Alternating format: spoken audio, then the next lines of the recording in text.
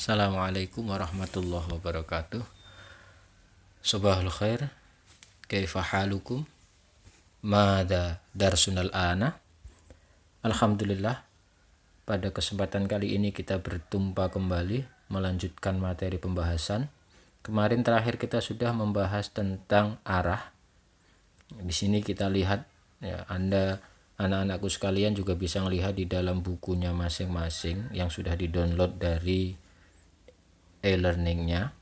Perhatikan jihah di sini, arah. Di sini ada tertulis syamalus syarqi.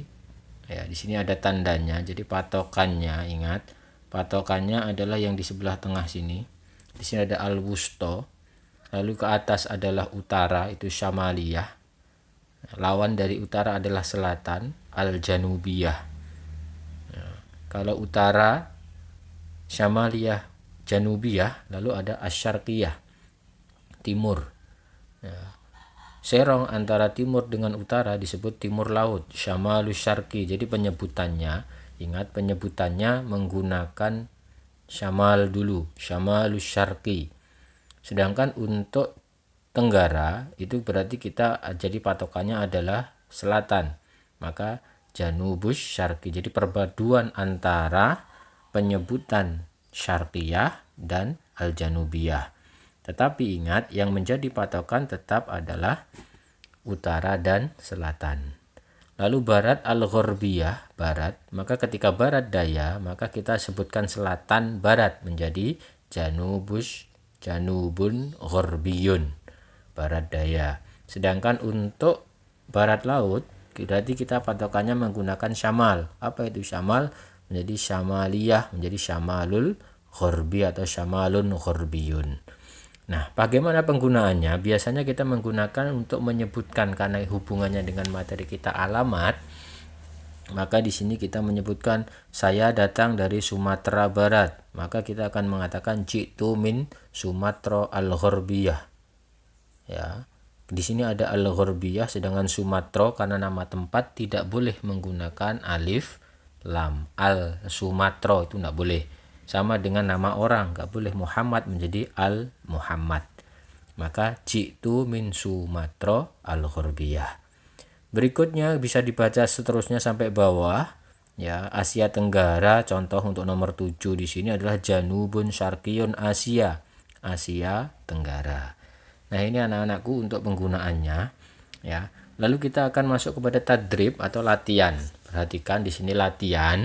Nanti tolong dikerjakan, dibuat latihan di rumah. Ya.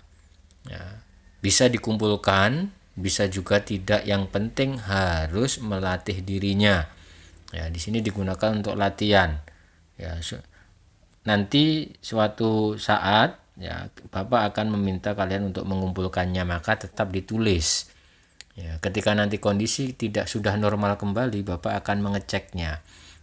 Maka ditulis di buku tulisnya masing-masing. Contoh, ikhtar, pilihlah as-sahih yang benar, mimma bainal qawasain, dari apa yang ada di dalam kurung. Ya, jadi jawabannya itu ada yang di dalam kurung itu nomor 1 contoh, titik dalam bahasa Arab bisa kita sebut nuktoh. Ya, alhamdulillah bi khairin. Ya, maka apa yang tepat untuk mengisi kalimat tanya tersebut? Maka kalimatnya adalah kaifa haluka. Untuk nomor 1 ya nanti kamu garis bawahi yang kamu pilih, yaitu kaifa haluka. Nomor 2 dan seterusnya silahkan dipakai untuk latihan di rumah. Jangan lupa ditulis, nanti ketika kondisi normal Bapak akan memeriksanya. Ya, anak-anakku ya, sebagai bentuk tanggung jawab kalian belajar bahasa Arab. Berikutnya ini juga ada latihan at-tadrib asani. Jadi latihan kedua di sini ikhtar, pilihlah as-sahih yang benar mimma, di antara 2 kurung, sama seperti tadi, berarti kita menggaris bawahi yang benar. Ini cenderung kepada hada sodiki nuktoh titik, ada titik, ingat hada sodiki titik nuktoh tolibun. Ya, berarti ini dua kalimat yang berdiri sendiri. Taunya dari mana? Biasanya titik-titik mengisi titik-titik di tengah itu hanya ada 3. Kan di sini ada 4. Berarti titik salah satunya adalah titik mengakhiri kalimat.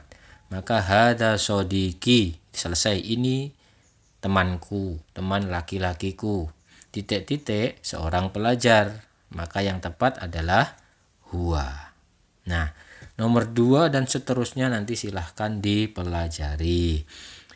Berikutnya ya, untuk latihan ketiga ini insya Allah agak mudah, seperti halnya kalian dulu waktu belajar di MI atau SD, yaitu mencocokkan hanya memberikan tanda panah. Sil itu sambungkan. Ya, itu nanti silahkan dipilih. Ya. Sedangkan at-tadrib ar-rabi, ya, tentukan satu kata yang berbeda dari kata-kata yang telah disediakan dari sisi muzakkar, muannas atau kata ganti atau nama orang. Ya, ayyin al kalimat al gharibah, jadi yang berbeda.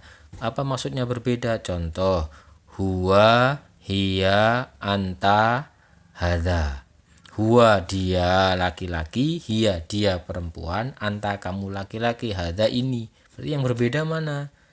Huwa, hiya, anta termasuk apa? Kata ganti orang, sedangkan hadza kata tunjuk. Berarti beda enggak? Nah, beda kan? Berarti yang kamu tulis adalah hadza karena dia berbeda dari jenis dari yang lainnya. Paham ya? Nanti kalau nggak paham silahkan WA langsung ke saya. Berikutnya ya. Di sini an-nusus ya. An-nas al-awwal, perhatikan, ana talibun, koma, ismi azam, titik, wahada mahmud, huwa talibun. Apa hubungannya di sini? Ana talibun, ismi azam, talib dan azam. Azam adalah nama laki-laki, berarti kita isi dengan talibun. Jadi tidak boleh ana talibun, ismi hilyah, itu tidak boleh. Ana talibun, ismi apa sumini, tidak boleh. Jadi harus ana talibun karena talib laki-laki berarti harus diisi dengan nama laki-laki. Wahada mahmud, sama ini mahmud. Mahmud laki-laki, maka harus menunjuk kata gantinya adalah laki-laki, huwa. Tidak boleh kita menunjuk hiya atau dibalik. Ya, itu. Berikutnya anak-anakku semuanya, tadrib, mohon latihan-latihan itu dikerjakan. Ya, dikerjakan. Ya, lanjut ya. Bagaimana contohnya? Saya akan kasih contoh satu untuk tadribnya latihan 1. Ismi titik. Nah, ini ada 4 titik. Berarti setelah kamu mengisi nomor 1 itu artinya adalah kalimat tersebut terputus. Ya, di sini apa yang perlu diperhatikan? Kalimat kedua, ana tolibun. Tolibun adalah murid laki-laki. Maka apa yang harus kamu pilih? Nama laki-laki. Ya. Ismi, Azam, Mahmud, Fauzan. Nah ini insya Allah yang salah yang membuat soal. Kenapa? Karena tiga-tiganya bisa kamu pilih. Azam boleh, Mahmud boleh, Fauzan boleh. Nah, lanjut. Ismi hilyah ana. Nah, kan gitu. Ismi hilyah ana, kan gitu. Nah, tetapi perhatikan kenapa kok tadi maaf saya ulangi lagi untuk yang nomor 1 di sini ada maaf saya tidak memperhatikan perintah wafqon lin nasi. Wafqon lin nasi berarti harus sesuai dengan bacaan yang di atas. Kalau sesuai bacaan di atas berarti ismi siapa? Di sini azam. Nah, betul. Nomor 1 jawabannya adalah azam. Nomor 2 dan seterusnya nanti silahkan dikerjakan, harus sesuai dengan nas bacaan ini ya. Lanjut. Nah, ini ada bacaan-bacaan yang lain, kita tinggalkan dahulu, nanti kita bahas ketika ada pertemuan berikutnya.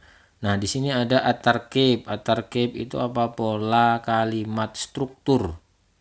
Nah, struktur di bab 1 ini yang pertama membahas tentang isim domir munfasil. Ya, munfasil berarti apa? Kata ganti yang cara menulisnya terpisah. Ya, kata ganti yang cara menulisnya terpisah. ana azam. Ana dan azam tidak boleh disambung. Ya, berarti munfasil atau kata ganti tersebut cara menulisnya terpisah. Anta tolibun, huwa tolibun, ana dan seterusnya. Ya, itu.